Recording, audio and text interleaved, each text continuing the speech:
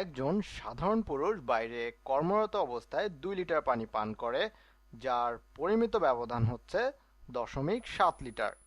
তুমি 50 জন পুরুষ এবং 110 লিটার পানি নিয়ে একটি পূর্ণদিবস প্রকৃতি ভ্রমণের পরিকল্পনা করলে। এখন প্রশ্ন হচ্ছে, তোমার পানি ফুরিয়ে যাবার সম্ভাবনা কতটুকু? এসো একটু চিন্তা করি কি হচ্ছে এখানে। এখন একজন সাধারণ মানুষের কতটুকু পানি দরকার? আমি আবার বলছি, একজন সাধারণ মানুষের কতটুকু পানি পান করা দরকার। আমাকে একটি উদাহরণ দিতে দাও, কিছুটা এরকম। তাদের অবশ্যই 0 লিটারের থেকে বেশি পানি প্রয়োজন হবে। এখানে 0 একজন সাধারণ পুরুষ যার 2 লিটার পানি প্রয়োজন। এখন 2 লিটার হবে ঠিক এখানে। তাহলে গড় হচ্ছে 2 লিটার, আর পরিমিত ব্যবধান হচ্ছে 0.7। এখন আমরা জানি না এটি একটি সাধারণ বন্টন নাকি কোনো ধরনের অস্বাভাবিক বন্টন। আমি আবার বলছি, আমরা এখানে জানি না যে এটি একটি সাধারণ বন্টন নাকি কোনো ধরনের অস্বাভাবিক বন্টন। এখন এরকম অবস্থায় কিছু মানুষ আছে যারা অনেক কম পানি পান করে, আবার এমন অনেক মানুষ আছে যাদের 4 লিটার পানিও দরকার হয়। তাহলে ধরি এখানে এটাই আসল বন্টন এবং এর পরিমিত ব্যবধান হচ্ছে 0.7 লিটার। সুতরাং সেটা হবে 1.7 লিটার। তাহলে এখানে হবে 1 লিটার, 2 লিটার এবং একটি পরিমিত ব্যবধান হবে গড় থেকে এত দূরে যদি তুমি গড়ের উপরে যাও, অথবা এখানে যদি তুমি গড়ের নিচে যাও। এখন এই পরিমিত ব্যবধানটা হচ্ছে ডানের এবং এই পরিমিত ব্যবধানটা হচ্ছে বামের। এবং আমরা এখানে জানি যে আমাদের পরিমিত ব্যবধান হচ্ছে 0.7 লিটার। আর এখন এটাই হচ্ছে একজন সাধারণ কর্মরত পুরুষদের জন্য আসল পানি বন্টন। মজার বিষয় হচ্ছে, তুমি 50 জন পুরুষ এবং 110 লিটার পানি নিয়ে একটি প্রকৃত ভ্রমণের ব্যবস্থা করেছ। তোমার পানি ফুরিয়ে যাওয়ার সম্ভাবনা কতটুকু? আমি এখন এটাকে একটু লিখে ফেলছি। আমার বা তোমার আমার বা তোমার পানি ফুরিয়ে যাওয়ার সম্ভাবনা পি, পি নিঃশেষ, হচ্ছে 110 লিটারের চেয়ে বেশি পানি খরচ করে ফেলার সম্ভাবনার সমান। আমি এটাকে এভাবে লিখে ফেলি, পি 100 লিটারের চেয়ে বেশি ব্যবহার করা, পি ইউজ মোর দেন 110 লিটার। আমাদের বাইরে ভ্রমণের সময় অথবা অন্য যাই করি না কেন, একই কথা, যদি 110 লিটারকে 50 দিয়ে ভাগ করি তাহলে আসে 2 দশমিক কিছু। আমাকে ক্যালকুলেটর ব্যবহার করতে দাও যাতে এখানে কোনো রকমের ভুল না হয়। এখন সুতরাং এটা হতে যাচ্ছে, গড়ে যদি 110 লিটার পানি 50 জন পুরুষ পান করে, আমাদের সহ আমি মনে করি, সুতরাং সেক্ষেত্রে আমাদের পানি শেষ হয়ে যায় যদি আমরা গড়ে প্রত্যেকে 2.2 লিটার করে পানি খাই।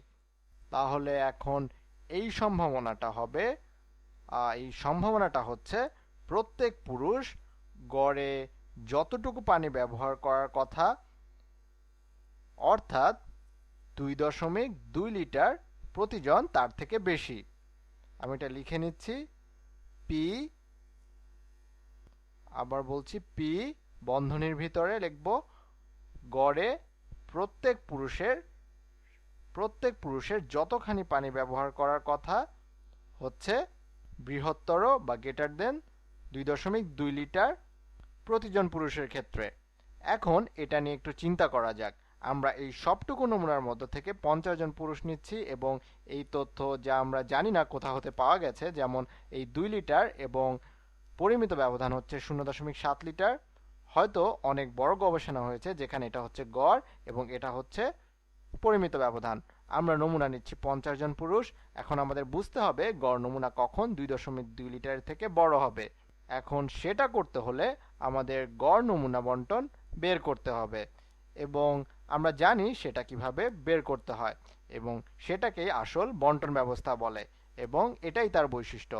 এখানে আমরা নমুনা অর্থাৎ 50 জন পুরুষ নিব এবং এখানে আমরা আঁকবো। এখন আমরা এমন একটা পরিস্থিতির কথা চিন্তা করছি যখন গড় নমুনার বন্টন হচ্ছে n সমান 50। আমি আবার বলছি, n সমান 50। এখন এভাবেই এটা করতে হবে যখন আমরা 50টা নমুনা নিব এবং তাদের গড় পানির ব্যবহারের পরিমাপ নিব। আমি আবার বলছি, এটাকে ঠিক এভাবেই এটা করতে হবে যখন আমরা 50টা নমুনা নিব এবং তাদের গড় পানির ব্যবহারের পরিমাপ নিব। আমাকে একটু আঁকতে দাও এই ব্যাপারটা। এখন এখানে এটা হচ্ছে ফ্রিকোয়েন্সি এবং এখানে ভিন্ন ভিন্ন মান। এখন মিন ভ্যালু বা নমুনা গড় হচ্ছে, আমাকে এটা লিখতে দাও। এখন এটা হচ্ছে নমুনা বিন্যাসের নমুনা গড়।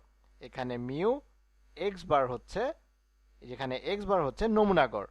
এখন এটা সমান হবে যদি আমরা লক্ষ লক্ষ নমুনাও নেই, যেমন এক্ষেত্রে 50টা, তাহলে আমরা দেখব যে সেটা হচ্ছে, অর্থাৎ মিউ এক্স বার সমান হবে আমাদের এই জনসংখ্যার সমান। আমি এটাকে নীল রং দিয়ে লিখি, এটা সমান হচ্ছে 2 লিটার।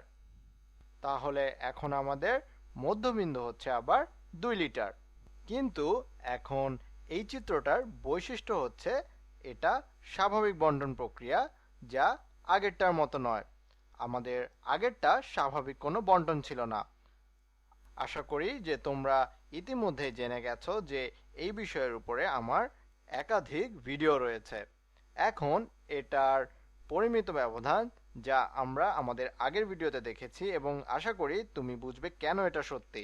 এখন পরিমিত ব্যবধান, আচ্ছা আমি এটাকে আরেকটু ভালোভাবে বলি, বা ভেদাঙ্ক নমুনা গড়ের সমান হচ্ছে যে, এখন এটা হচ্ছে আমাদের পরিমিত ব্যবধান, তাহলে মনে রাখবে যে এটা সমান হচ্ছে ভেদাঙ্ক ভাগ n। এবং তুমি যদি এই বণ্টনের পরিমিত ব্যবধান জানতে চাও তাহলে সেই ক্ষেত্রে তোমার দুই পাশ থেকেই বর্গমূল উঠিয়ে দিতে হবে এবং n এর বর্গমূল নিতে হবে। তাহলে এটা হবে জনসংখ্যার পরিমিত ব্যবধান ভাগ n এর বর্গমূল। এখন এটা সমান কি হবে? এখন আমরা আমাদের এই ক্ষেত্রে জানি যে স্ট্যান্ডার্ড ডেভিয়েশন বা পরিমিত ব্যবধান হচ্ছে 0.7 এবং n সমান হবে, আমরা এখানে জানি যে জনসংখ্যা হচ্ছে 50, তাহলে এখানে হবে বর্গমূল 50। এখন আমরা এটা সমাধান করার জন্য ক্যালকুলেটরের সাহায্য নেই। এখানে হবে 0.7 ভাগ হচ্ছে √50 বা বর্গমূল 50 এবং আমরা উত্তর হিসেবে পাচ্ছি 0.09899, যা 0.099 এর খুব কাছাকাছি। এখন এটাকে লিখে ফেলা যাক।